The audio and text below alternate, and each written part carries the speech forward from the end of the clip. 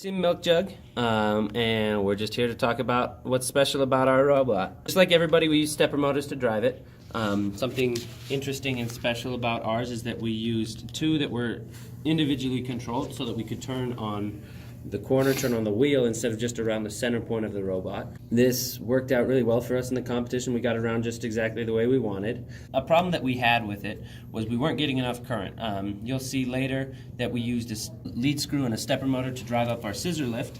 All three of those motors, we couldn't source enough current out of the battery and UBEC that we had been given as part of the class kit. So instead we decided that we were going to use a 2-cell lithium polymer battery that could source about 20 amps of current. When we first start up our robot, it starts spinning around in a circle from the motors, and then once the IR sensor here on the back picks up the goal, these little rams here flip out so that it can ram into the corners. Those are just run by these little servos here and here. And those rams allowed us to align ourselves perfectly into the corners. And this one here served as a block for the laser, and we have an LED on the bottom that blinks and activates the dispenser to fill up our hopper. We wanted to use a dumping method by using a scissor lift. It was powered by a stepper motor, and it had a rod that was threaded, and it had a pitch big enough. It only required 11 rotations to reach maximum height. And when it comes to scoring, we just decided that we were not going to sort, and because we have access to some a very useful milk jug that we use as our hopper. And the way it works is, and the scoring system works is we have the servo motors that allow this little entrance made of milk jug open and close. We coded it the interrupt based on an angle. We just just by trial and error until we got it to raise and drop.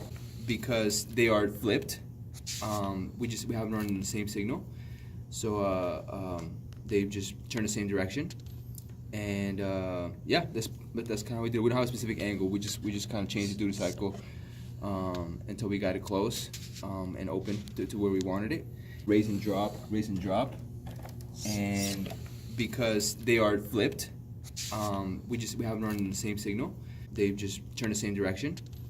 And yeah, that's kind of how we do it. We don't have a specific angle. We just kind of changed it through the cycle until we got it close and open to where we wanted it.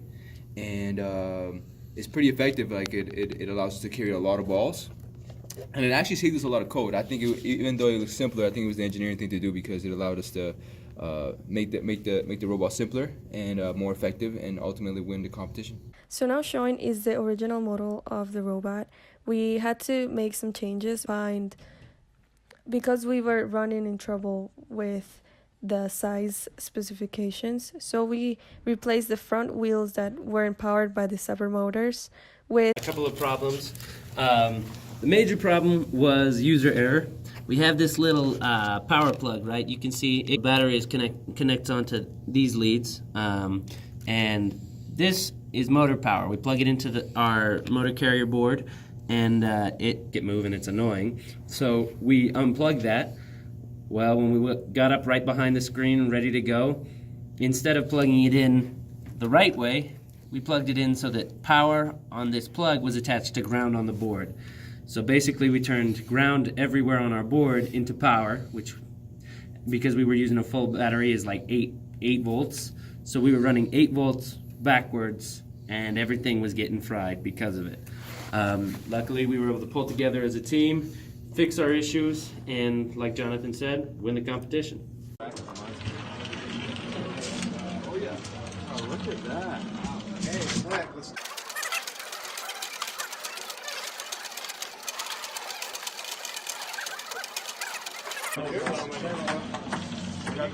You're good. It doesn't matter, it's fine. Get it! Oh yeah! Good. Oh wow! Yes! Bucket.